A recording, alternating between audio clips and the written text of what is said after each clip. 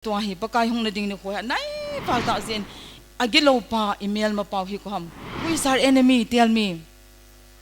Satan na I enemy chu pham ta la pathin mi ti hon na ei ma ho I phat lo na ho in nature ho I habit ho aphalo hong hin enemy na I galo he ti so ai wang ata ba enemy chu pham ta la Satan na Satan hi chom Ati enemy pau hi dam ta le pakai su ta hong na ding nai be sing ta zuwa ka taun na akan ta banga chu Matthew bung som ni li sungai mu pha event wale pakai sun akam chang ta ka hong kon hi chi so di chu so hi ta chang to hi azwa ka sei banga chu pakai hong na ding ni ko hi cham cha khat na ho hu hin na chan lo lai zeu amale some of you are already backsliding after receiving Jesus into your life okay you are going back okay you didn't stand for Jesus like Daniel and Joseph tabang Daniel tabang ading lo tam ta nam ta many of you are compromising in your school in your colleges at home in the playground za don ho zo se restore ball can pathin chom cha phat ni pi so let us take this day very precious ka it is no of tin no jon ho hi to na ke topic hi pi ham ta le eternity na ton so de ki chai thai de no ending na aki chai na mo ta chi continue di tai ti so na eternity each and every one of us we have our eternity na and there are two in eternity one is what heaven and the other one is hellfire so everybody dunia hilai mana howena hong hi jong le hong lo ho hi jong le izinam tar ihin kho hi ton so nai ho hi in jing du ham in jing dum ho ti thai lo hi bam ithi theu chuna bang khat chu ni se athi tu na zo tu pe tang thi na ho to bang chapang au thi cho an hong thi cho na in kho chom cha pa thenin 90 years 100 years 70 years 40 years sabang cha chong thikit abang chu net na thi abang accident na thi na eta in ko hi le se chunga permanent hi lo chong bo anytime we may go antiong hi kata sa phadalo na kadam mo jing I don't know when will the Lord come and call me kasai thelo hin ko hi ma cha hi lo chona ya chu Hebrew bung som bung ko a hi pi sem tale I hope you all bring your notebook Bible and pen if you bring please note down this he jong le he nu chuna many of you know this Bible verse okay zinam tile pathen se hon oftenly mentioned na familiar ta Bible hi Hebrew bung ko jang som le se ga pem tale mi hem dinga khat be thi a chou teng le thutan na lu de he de chuna thutan na ki thi eternity nang hi heaven langa na chidam hellfire damala na chidam ti cha hi thutan na ame de chun mi jo se thi de he de chuna aza ka se man chapang thi na ahanong thi cho achu tu na eternity kiti ton so kiti hi ipi ham dale azai sei bang ma aki chai thei the loading till continue di da so na hindu hon pe se bam tale na hin sunga cha pha bolen achu dile na mia na hung pen ki thei he ai lo wale mi haude in so na pen de ti tabung ta san na so ne so but we Christian pathian ho to ha dinga chu hi pon hi na Islam Genesis apa ni vet no pathian in vet zan uncle Suchan say na ako na thil sim ho na itsan gya mi hem ho hi pathian ama mi la an si ma he za ko na mi hemin ipi bolram de chon sit ni bolwa ni na ti thei ga chu in ne uta so na za kon thina hong pha na chu ipui pa de mi tam ta lung heiman lawa da mon che ta so na achu pakai pathian na vet na le chi wang hi kamel bang ka sim ho hi da mona ji ding hi ke nom ka satapoi he achu ke ma ka cha ka hu do de he tia pakai Yesu Kristong ki puto eti cha pa koma na ko ichi du ham angel ho conference ne uso na mi em ho hi da mane ki zo ni e ho mel ta panga ki sima hi chi wang he di thai de poi de wa angel ko ichi da ham pathian apa chuna pathian hi thil thumam chong pathian apa to acha chu ko ham ta le Jesus Christ na Lord it is all abane Holy Spirit thagau thing na aju epitam tale cha pa Yesu Krista hungta mitam ta thita ya ti chomba a chi pitam tale athi ho zo si damona bona chi za chu pa Yesu Krista ho zo si la to na hungta ti zan ha na zaven anti hoinon repentance so hi za chu chon se na la hi ta phat no wa chu na it chon se no ho chu sequence na detail chi chon se uncle go say pitan aban le anti hoinon ipitit lung hei di ham hi chi chon se no chi pi di ki si wa van gam lang zo ai chi di ham nai pu pa deu tam ta lung hei man lo pakai su krista thi ma sangin da man chi tai le to pakai su kristan to ta san zo se a chon se ne ki se do ke kabol hil tai ti a ki gel do ho zo se van gam chi the ne ding pakai su kristan hu thi ta cho na a chung thi wang a chu to hi nang man na chon se na ho lung na hei lawa na chon se na ho pathen ko ma ki si na na ne ya hi da banga azawa an tin hin khotha pakaya hin khotha ti chu na nei lawa la van gam chu na chi lo de he ti chu na a chu van gam to eternity chu to di tam ta na ta chu na bol thei dim se chu na a hi wanga chu ke he da chu ka ma le ke ton sot mun ni damon lang pa chu chi kha ge ding e ta tu na hi pakai to ki mo to da na hung pathin na bo cha he chu a chu to hi van gam chu ta bang ham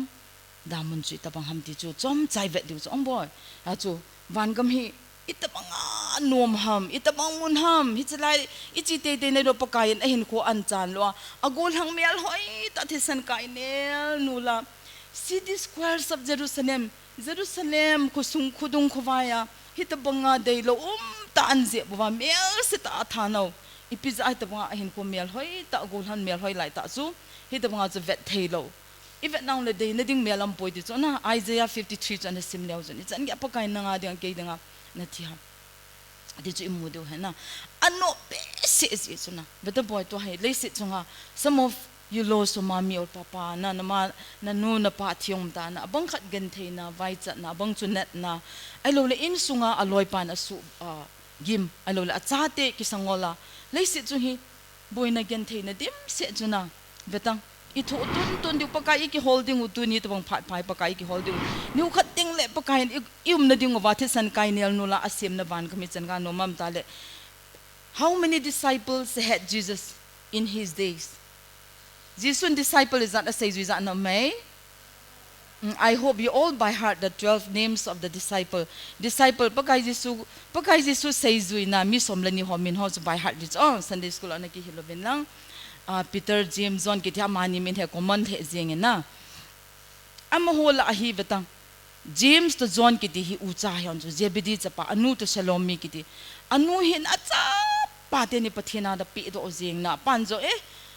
kacha te ni in ngam na adinga ikithopi chu business a hoi the jengin kacha te ni ikithopi la ja sang kamat kacha te ni jisu na ki puimang pha nin ni khat la ja khat to kam mo thi chu na ai wanga ai dan te ta pathin kingdom da na pi do song boy ana veta hi ja chu James to John hi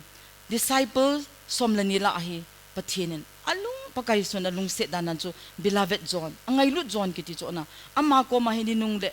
iping so da hamti revelation sunga hi honi vet novel bung khat na pa na kho bo na to hazong aban bana hung ta so na sa van kam hoi ni hi chapter na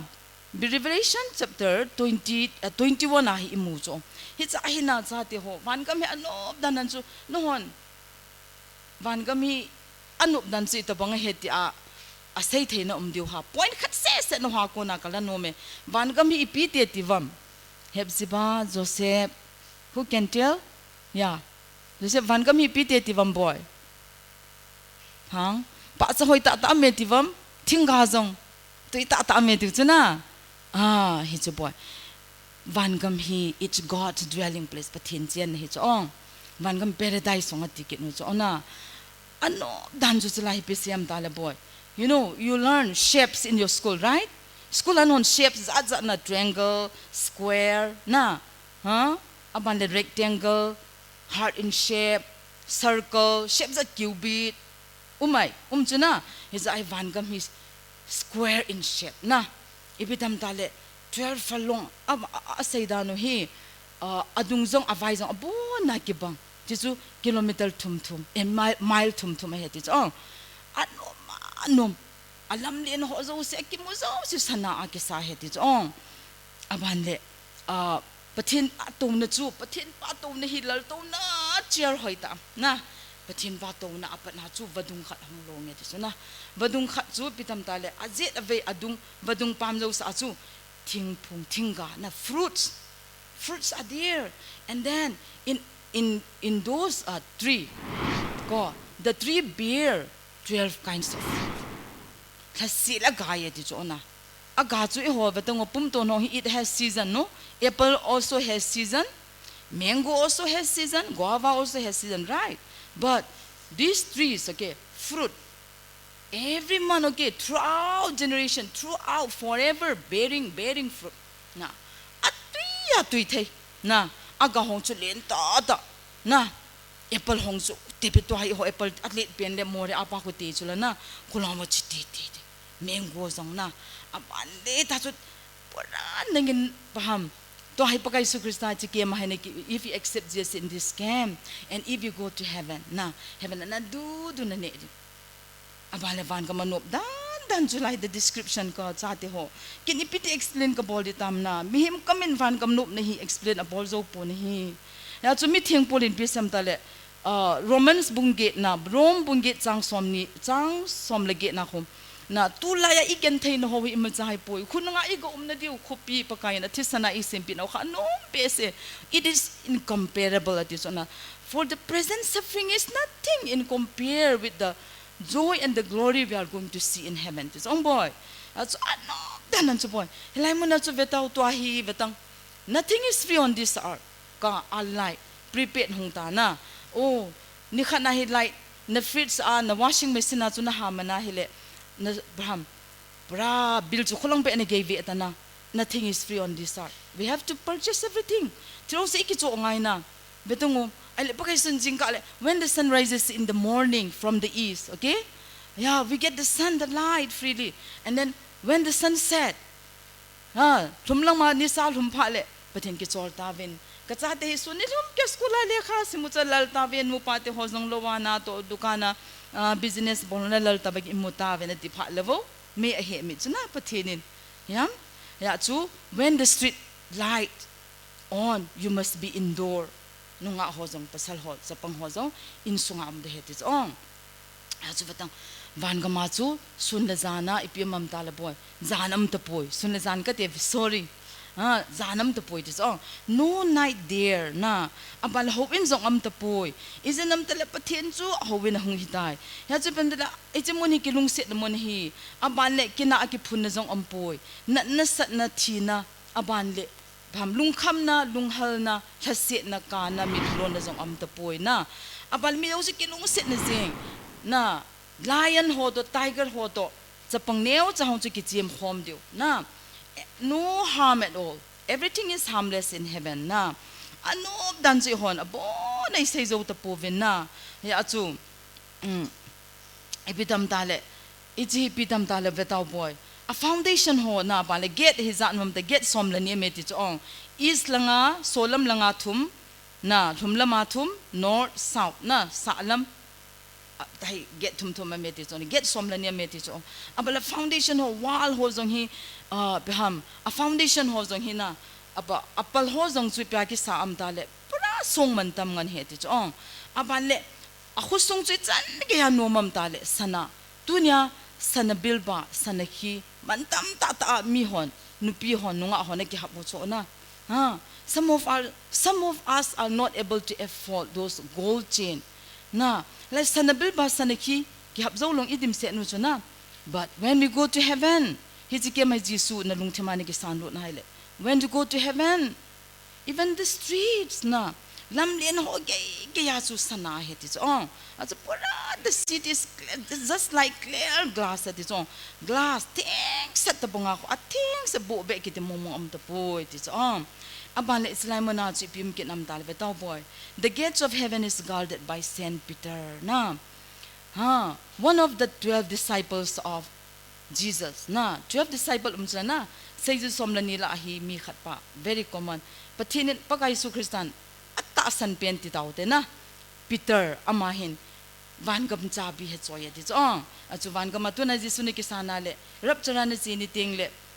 ahi boy na thi ni tinga le van gam na chi pha le ge na chu ko an ding dam Saint Peter meeting Peter he na ding de he ti chong achu na min he abet de he ti chong a holding hislai mona chu koi lut thayam chiwan ga ma hi koi lut dham chiwan ga ma chu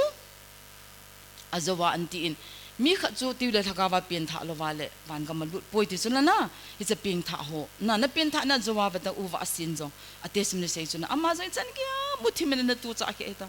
ไอ้วันปะทินมีตัวเต่าเป็นอามาจงกิตอมโดตันตัวปะทินจ้าเหตานะอาจจะมินกิจิตาโจตัวให้อามาที่ไม่เทตัวนี้ตาให้รับจัลหงไม่เทอามาจูกิปุลุจัลที่ตาสองบ่อยฮิจูวันกำจงจังจอมใจเสียวเห็นไอ้เล่เวตังตัวนี้ปะทินงาดิงาเมลกายบุงทุมจังสมละทุมดงอาจงฮิเวนาเลเบตังตุนาปะกายาเดงานะทุนโหฮิปะเทียนนะหอยตาจีโดซองเลขบุขนาจีโดให้กิติจอมยาจุไม่สันตุนตุนะมินเสยสินะมินโจนะมินเวดดานะแทบนะโหนะทุจูโมอาจีโลดิจอมอิจิมเตวันกามาฮิตบังมุนมาปะกายนำสาเดอะบาเลดามุนกินฮิบอยดามุนฮิจิกิตามตาเลเฮลนะลุก chapter 16 เวลังนะ30 minutes bonus say the hetin ke hi adil sound nu ka hi ke nei na ngai them wo thampa kala be no me Luke 16 Luke book som la gup na those who bring not paid and then pen you note down this amala mark bung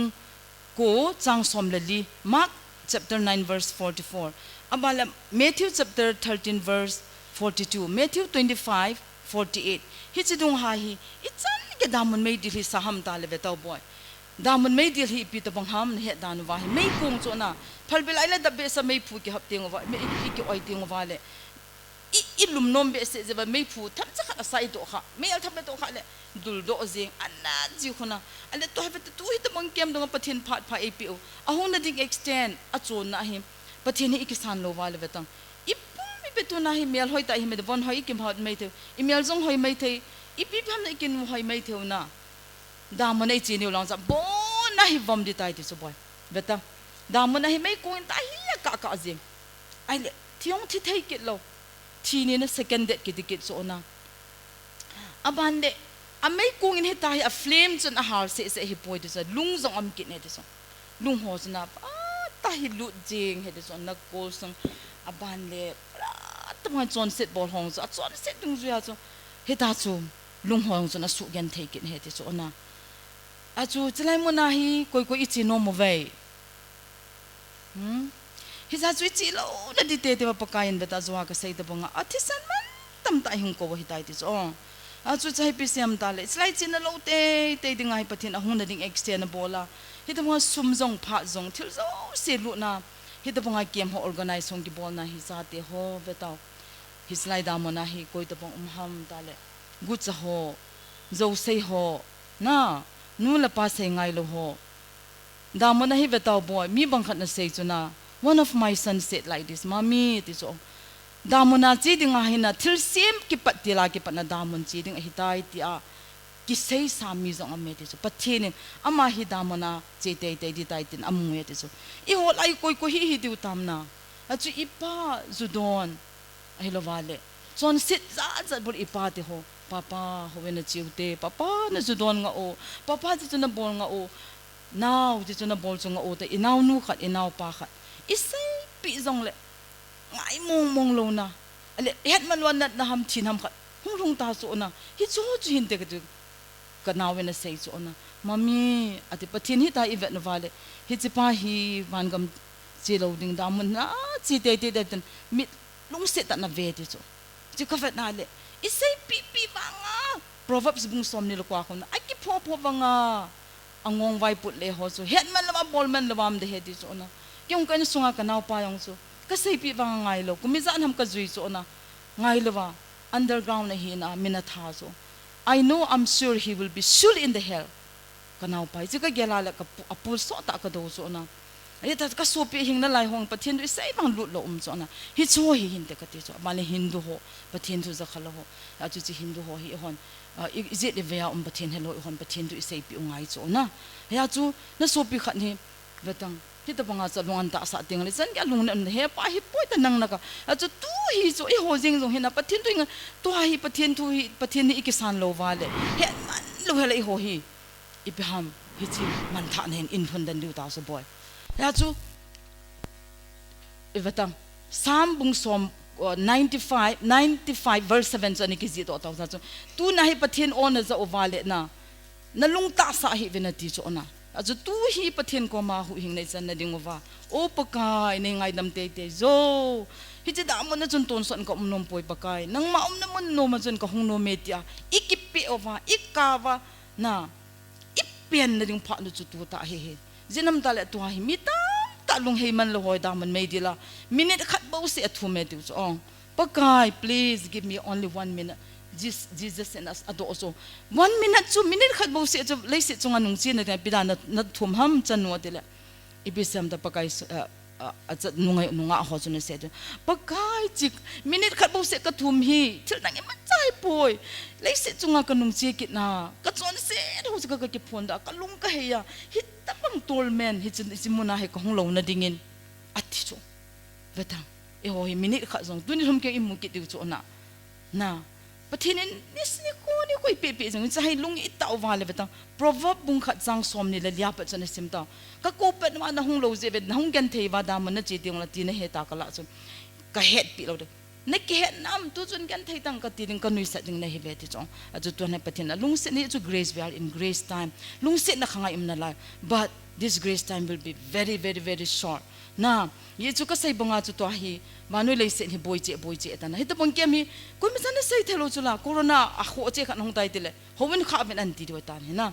chu anytime anything can we can't predict our future chu children chu phat ki jan pe chu ki cho oven ati cho na efficient bungli bunga chang chu ka hai tai cha chu sein apan le 55 Isaiah zong say kin verse 7 na ko pisam tale muthayam penin ki chone ti chong boy achuni ho khat le ta bangin kap zong lehani mu ki thelo dan aban le ping tha sa ho zong Daniel to Joseph wang chon se na no ti hon chong ya chu pathin in enemies land agal mi te ka mai pi hi sa mam prime minister first president hi sa chong Daniel ko mom na din Daniel mo na din hinam ipham na subo uncle chan say ipham na idol dong maham na ai lo le zo sei ham nu la pa sei ngai lo ham da mana chapang tam ta amen pathin bola chapang da mana ko amma hon anu pa sei ngai lo chula anu pa na phat na dai hil tiang wal adon bu zat nu chula you're answering back to your parents also one of the reason you'll be in the hell and then Naruto cinema da biham Naruto abande Sotabim Barbie ibibiham tabang cartoon film tam ta chi satana ko na hong kisim do omchong hi chong chu na vet lo du he on cho na vet ban se na ngai lo du na lungu ta se chen pathiam na dei lo du damon na satan do nam damon hi ko ya da kisim ham satana de cho ju satan asanga chi nom lo ja pathin amel bonga sim i ho hi aping tha sa ho sang azino long azipa kai ha sa azipa jong azino kai ha sa na nunga ho jong gol hang kai ha sa gol hang nunga kai ha sa chapong ho jong ta chu we have our respective struggle achu tu nai mai san tun na tho ho zo se chu chi van gam no ma hi jing ama wang hi za lung ta na lai ho chu ni pe sai di ham hi chi ke mang chu kan zaw hina chu hi chi nang chu kaung sing kan lut hina chu ho vele kan ti a akit kem ting le kan ti a jing le ka tia ha cha chu na pham khan in pha ta hi daman kom hi ta chu damona hi ki si na le ka na pen na confession repenting sounds is going on ji he chu phat ki zen ba cha hi ki so de za te ho pathinin hinale khaban na mena ji hitam na ji lo la tu hi phat chom chana de na ne hi acho han ho jong chapong ho se bon chaman pakai cha hiute chapang tam ta da man ame ti chuna suk na lo da han ho se am ki ti hin chapang jong ame ki ti cho achi bon cha pakai to ki cham na ne ute